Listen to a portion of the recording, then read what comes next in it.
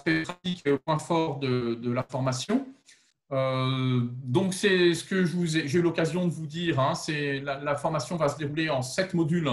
7 modules, c'est-à-dire 7 UE, hein, sur 6 sessions de 3 jours et demi, sauf le premier module qui est le module où on va faire connaissance et on va découvrir ensemble les outils d'intelligence collective. Ça représente 132 heures de formation, une durée de 6 mois, et c'est une formation qui est continue. Vous pouvez faire le cursus à la carte. Je ne l'encourage pas, parce que c'est dommage de tronçonner la formation, mais il y a toujours possibilité de le faire. Et l'idée, c'est vraiment de favoriser l'inscription des étudiants et des candidats sur l'ensemble du cursus. D'une part, parce qu'on a beaucoup travaillé sur l'enchaînement et l'articulation de la formation, et donc, du coup, il y a une suite logique sur les différents modules. Et puis, d'autre part, parce que nous sommes tous, quand je dis tous, les formateurs, mais je pense que vous aussi, attachés à ce qu'il y ait aussi quelque chose qui se crée entre vous. Et s'il y a trop d'entrées et de sorties, eh bien, du coup, j'ai envie de dire que c'est un peu comme un panier percé, il y a trop de fuites et on n'arrive pas à créer quelque chose de collectif. Donc, le cursus, je vous incite encore une fois très fortement à faire le cursus en entier. Les partenaires, c'est Circulab. Circulab donc, est représenté ici par Justine, et puis l'Institut national de l'économie circulaire. Et l'Institut national de l'économie circulaire, vous aurez donc notamment une conférence de son créateur, qui est en même temps député, et qui viendra faire une conférence sur la raison probablement pourquoi il a créé l'INEC, et puis aussi son parcours. Enfin, je le laisserai parler, je ne vais pas parler à sa place ce soir.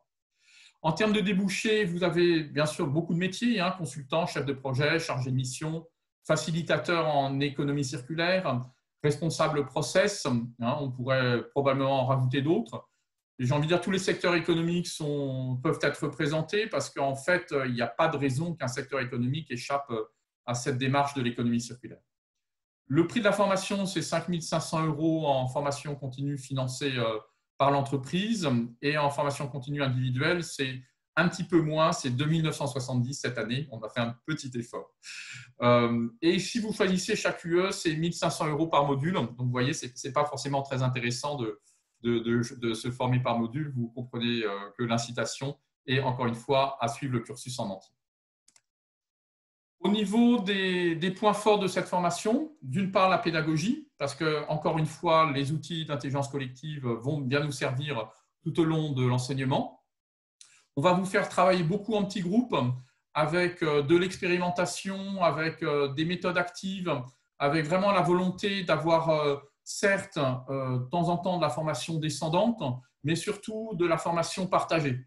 C'est aussi pour ça qu'on a souhaité que les candidats aient une expérience professionnelle, parce que c'est aussi leur parcours et ce qu'ils vont apporter qui va faire la richesse et la qualité de la formation. C'est aussi, troisième point, des acquisitions de connaissances dans les murs, mais aussi hors les murs, avec les visites des différents lieux. Des conférences et des ateliers de professionnels de l'intelligence collective et de l'économie circulaire. À chaque session, une fois le soir, vous aurez une conférence avec une personne qui est spécialisée ou qui a quelque chose en tout cas à partager autour de l'économie circulaire, voire de l'intelligence collective. On va recourir aussi à des outils d'intelligence collective au service de l'apprentissage et des changements de posture. Et puis, on va recourir à des outils sociaux de partage, Slack, etc. Ce qui est intéressant, pourquoi c'est intéressant? Parce que vous allez vous voir qu'une seule fois par mois, et pour garder le lien, c'est bien d'avoir un outil de partage sur lequel vous pouvez déposer des documents, faire des commentaires, apporter des éléments que vous voulez partager les uns avec les autres.